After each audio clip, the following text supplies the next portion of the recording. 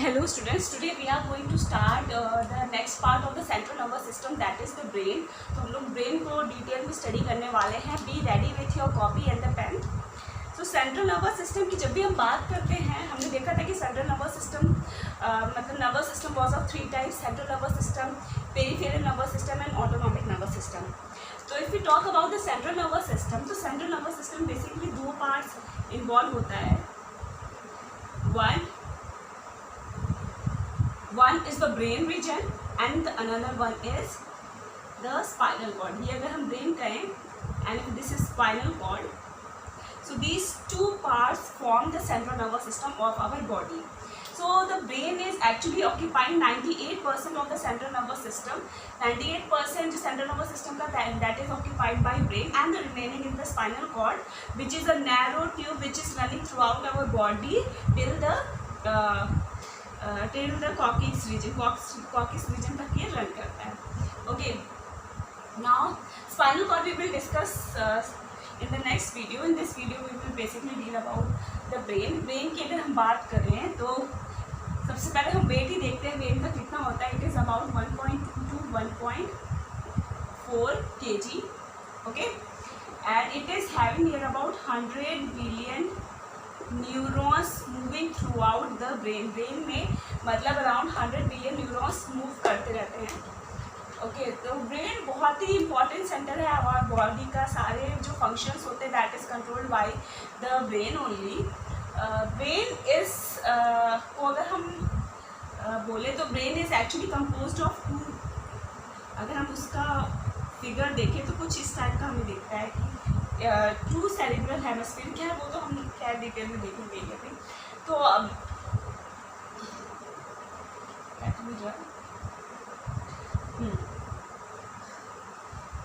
Okay, now see, brain is actually divided into 3 parts. Brain को हम basically 3 parts में divide करते हैं: forebrain, midbrain and hindbrain. इन 3 parts में डिवाइड करते हैं. Midbrain is actually the rudimentary part of the brain. बहुत ही रेडिमेंट्री पार्ट है. अभी इसका फंक्शन बहुत ज़्यादा कुछ नहीं है, बस ये कनेक्शन में ही हेल्प करता है. हम फोर ब्रेन से स्टार्ट करते हैं. सी, फोर ब्रेन यानी ये वाला हिस्सा, ये इतना जो पोर्शन जो मैंने बनाया है that is the fore brain. Fore brain को भी अगर हम देखो इस तरह से हम बताएं, देखो ब्रेन जो है वो 2 पार्ट्स में एक्चुअली डिवाइडेड रहता है. देखने में वो 2 पार्ट्स लगते हैं, जैसे this part and this part. Okay, 2 lobe कह सकते हैं. Brain is actually having 2 lobes, left lobe and right lobe. 2 lobes पाए जाते हैं ब्रेन के, and these 2 lobes are called as cerebral hemisphere. ये अगर मैंने एक लोब बना दिया, and if it is the second lobe, these 2 lobes are called as cerebral hemisphere. Okay, now these 2 lobes they are joined by, ये एक दूसरे से joined होता है टिश्यूज से, जिसको कि हम कहते हैं कॉर्पस कैलोसम. इसको हम कहते हैं कॉर्पस कैलोसम.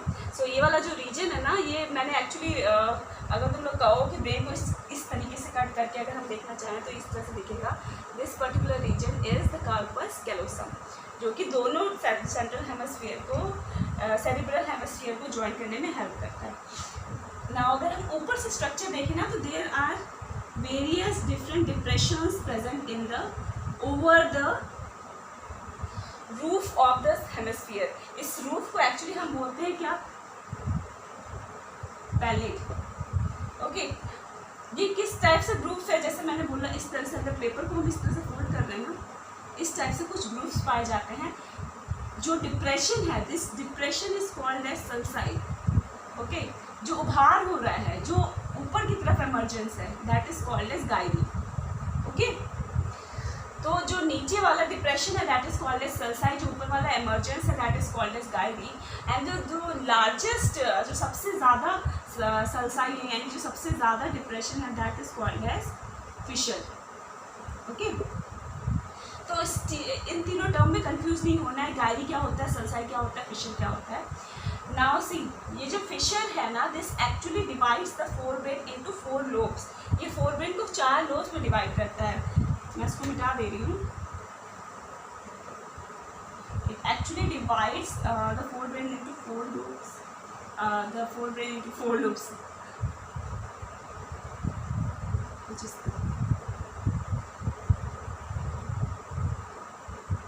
frontal lobe,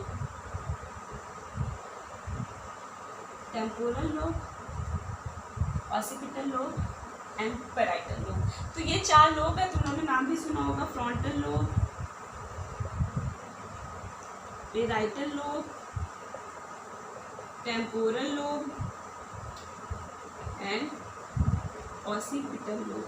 इन चारों लोब्स का कुछ कुछ रिस्पॉन्सिबिलिटी है, जैसे कि frontal lobe is responsible for sensible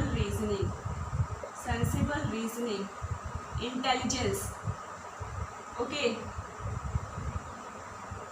speech, इन सब के लिए, मेमोरी, इन सब के लिए क्या चीज़ रिस्पॉन्सिबल है? Frontal lobe is responsible. तो तुम लोग इसे इस तरह से याद करते हो कि जैसे क्लास में जब कोई फ्रंट पे बैठता है तो वो बहुत ही ज़्यादा इंटेलिजेंट होता है, या उसकी मेमोरी काफ़ी शार्प हो जाती है, क्योंकि वो फ्रंट पे बैठा है तो वो ज़्यादा चीज़ें कैच कर रहा है। तो उसको इस तरीके से याद कर सकते हो कि frontal lobe is responsible for being sensible, reasoning, intelligence, speech and memory. Parietal lobe is responsible for touching, stimulus, smell, temperature, pressure, मतलब फीलिंग वाली कोई चीज़। जैसे परी, पैराइटल को ऐसे याद करना, परी, जब कोई परी आती है तुम लोग को फील भी नहीं होता है कि परी आ गई है, भाई परी परी परी है। तो परी क्या है? एक्चुअली टच करने का, स्मेल करने की बहुत अच्छी खुशबू आ जाती है परी को। तुम लोग इस तरह से कनेक्ट कर सकते हो। मैं बस एक एग्जाम्पल, मतलब एक तरीका बता दूँ किस तरीके से याद करना है तुम लोग को। स्टिमुलस, टेम्परेचर इंक्रीज, टेम्परेचर को चेक करने के लिए, प्रेशर को सेंस करने के लिए, इन सब के लिए parietal lobe is responsible. Temporal lobe is mainly responsible for auditory, यानी सुनने के लिए अगर कोई रिस्पॉन्सिबल है तो टेम्पोरल। अच्छा, अब तुम लोग कहीं जाते होगे अपनी नानी दादी के यहाँ पे कहीं भी, तो कभी ना कभी वो लोग कुछ ना कुछ शिकायत करते होंगे। तो इन शिकायतों को क्या करना है? अपनी बॉडी में, अपने ब्रेन में टेम्पररीली स्टोर करना है, मतलब अब परमानेंट के लिए स्टोर नहीं करना कि भाई को हमारे बारे में ऐसे कहती थी। एक कान से सुनो, दूसरे कान से निकाल दो। तो इसको इस तरह से याद कर लेना, टेम्पोरल यानी auditory. Occipital lobe is responsible for visual, seeing, देखने के लिए रिस्पॉन्सिबल रहता है। तो उसको इस तरह से याद करना, ऑसिपिटल यानी सी मतलब देखना, देखना फॉर विजुअल। तो आई होप ये वाला पोर्शन तुम लोगों को क्लियर है, जो इनके 4 लोब्स है। Okay,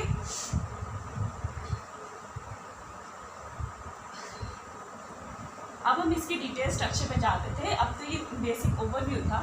now see, this is the brain, ये जो ब्रेन का 4 ब्रेन रीजन है वो, and this is what, this is the cerebral, ये corpus callosum, this is corpus callosum. अब जब हम 4 ब्रेन की बात करते हैं ना, तो 4 brain is having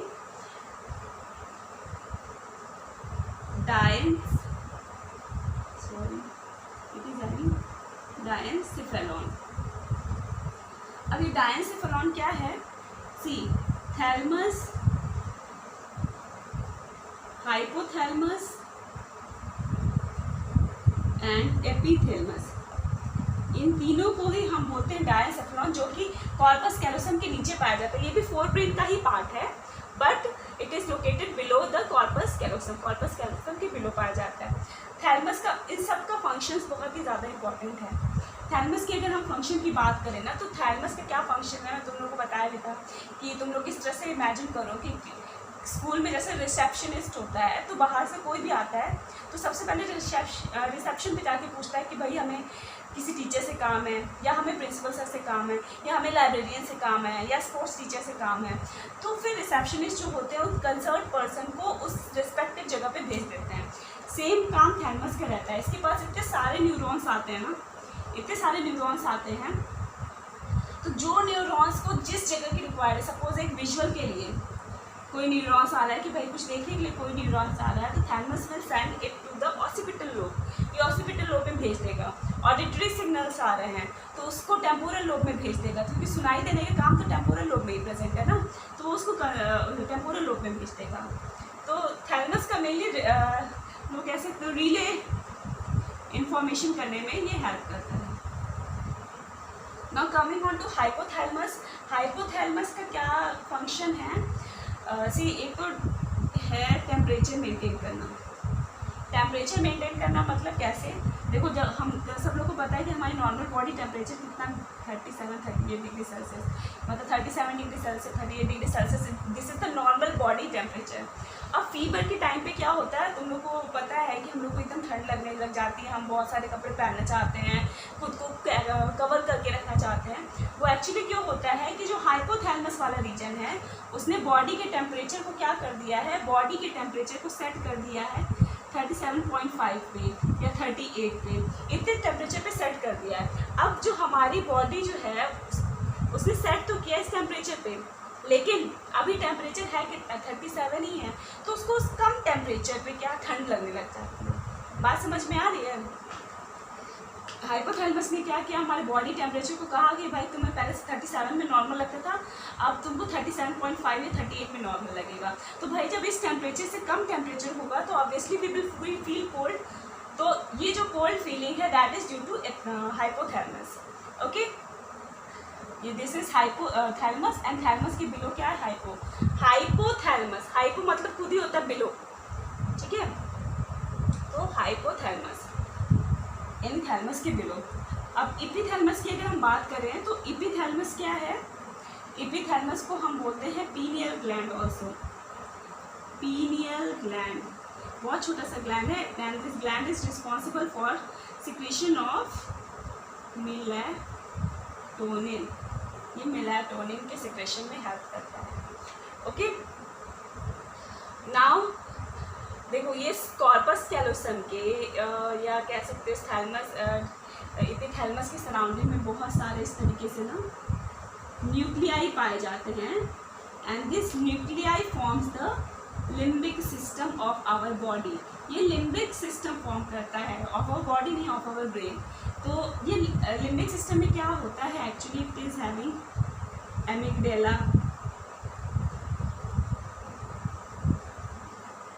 hippocampus and septate. ये सारे क्या है, ये जो न्यूक्लियाई है इस तरीके से अरेंज्ड है इनके पास में, इस तरीके से अरेंज है जो nuclei, that is called as the limbic system. वो लिम्बिक सिस्टम बनाता है एंड लिम्बिक सिस्टम का मेन फंक्शन क्या होता है, to control the emotional behaviour of our body.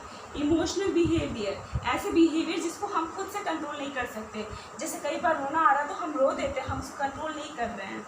Emotional behaviour, sexual behaviour, excitement behaviour, ठीक है।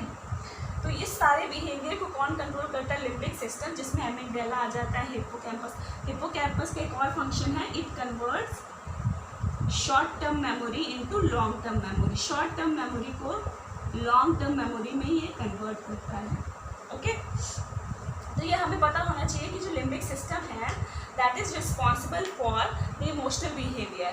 अब देखो, जो लिम्बिक सिस्टम है ना, ऐसी चीज़ों में ये काम करता है जिसमें हमें सोचने की ज़रूरत नहीं पड़ती है। फॉर एग्जाम्पल, हमें भाई किसी से प्यार हो रहा है, किसी से प्यार हुआ, तो क्या हम उसमें दिमाग लगा रहे हैं? नहीं। हमें सोचने की ज़रूरत पड़ रही है? नहीं ज़रूरत पड़ रही, हमें हो जा रहा है वो चीज़, ठीक है। Urinating, that is also occurring suddenly, इसमें सोचना नहीं है कुछ।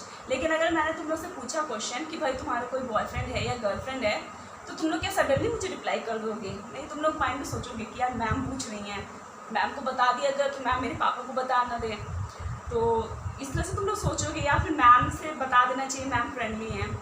तो ये चीज़ें क्या हो, पहले तुम लोग माइंड में थिंक कर रहे हो, सोच रहे हो। तो ये जो सोचना वाला प्रोसेस है that does not occurs in this limbic system. Limbic system में जो भी फंक्शन है दैट अकर्स सडनली, अपने आप होने लगता है। ओके, अच्छा, मैंने एक चीज़ और बताना तुम लोग को भूल गई थी, जस्ट छोटा सा है, वो भी पोर्शन तुम लोग देख लो कि जो ब्रेन की होती है, brain is having 3 membranes, 3 membrane से सराउंडेड रहता है। जो इनर मोस्ट है वो पिया matter, arachnoid matter and third one is dura mater. ये मुझे पहले ही बताना चाहिए था बट आई फॉरगॉट कि ब्रेन का जो 3 लेयर्स है दैट इज पिया मैटर जो इनर मोस्ट है, middle one is arachnoid matter and the outer one is dura mater. Okay, तो जो इनर मोस्ट बहुत ही थिन होता है मेम्ब्रेन और जो आउटर वन है ड्यूरा मैटर ये थिक होता है, काफ़ी रेजिस्टेंस प्रोवाइड करने में ये हेल्प करता है। Now will talk about the mid brain. Mid brain की अगर हम बात करें तो ये बहुत ही रुडिमेंट्री पोर्शन है, जैसे मैंने तुम्हें बताया है this region is the mid brain. तो मिड ब्रेन में एक्चुअली देयर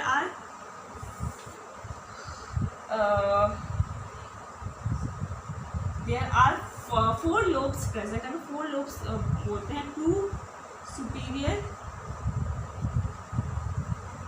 कॉलिसोम बोलते थे कॉलिसम and 2 inferior, 2 superior and 2 inferior, and the superior one is responsible for visual, देखने के लिए superior one responsible होता है and inferior is responsible for auditory यानी सुनने के लिए। and these 4 together it is called as corpora quadrigemina, corpora quadrigemina। तो ये 4 लोब्स में प्रेजेंट इस तरीके से। And then there is peduncles, corpora peduncles, which is responsible for connecting the forebrain to the hindbrain। hindbrain से connect करने में ये हेल्प करता है। Okay, now moving on to the hindbrain। Last में हम पहुँचते हैं hindbrain। hindbrain की हम बात करें तो hindbrain में सबसे पहले फर्स्ट पार्ट इज सेरिबेलम। ठीक है, cerebellum, this region is cerebellum। the cerebellum is also having two hemisphere या 2 lobes कह सकते हो, जिसको कि हम कहते हैं cerebellar hemisphere। ठीक है, इस तरीके से 2 lobes पाए जाते हैं and in between these 2 lobes there is vermis present, इसको vermis बोलते हैं। ठीक है, the outer region of the cerebellar hemisphere is called as cerebellar cortex and the inner one is called as cerebellar medulla। ठीक है, इतनी बात clear है। सेरिबेलम का क्या फंक्शन है ये तुम लोग मुझे बताओगे, प्लस इसके अलावा पॉन्स है, मेडुला ऑब्लोंगेटा है, these all form the parts of hind brain. Hind brain को फॉर्म करता है। मेडुला ऑब्लोंगेटा जो है ये मेनली रेस्पायरेटरी सेंटर है, कह सकते हो कार्डियक एक्टिविटी के लिए ये भी रिस्पॉन्सिबल रहता है, कार्डियक स्टिमुलस करने के लिए। वॉमिटिंग हो गया, एक्सक्रीशन हो गया, ठीक है, इन सारी चीज़ों के लिए ये मेडुला ऑब्लोंगेटा रिस्पॉन्सिबल रहता है। पॉन्स का एक बार मुझे एक सेकंड जस्ट लेट मी सी, पॉन्स का मुझे एकदम से ध्यान नहीं आ रहा है। ओके, पॉन्स जो है this pons actually it forms a links between the cerebrum and the cerebellum। ये cerebrum और cerebellum के बीच में ये connectivity as a connecting link काम करता है।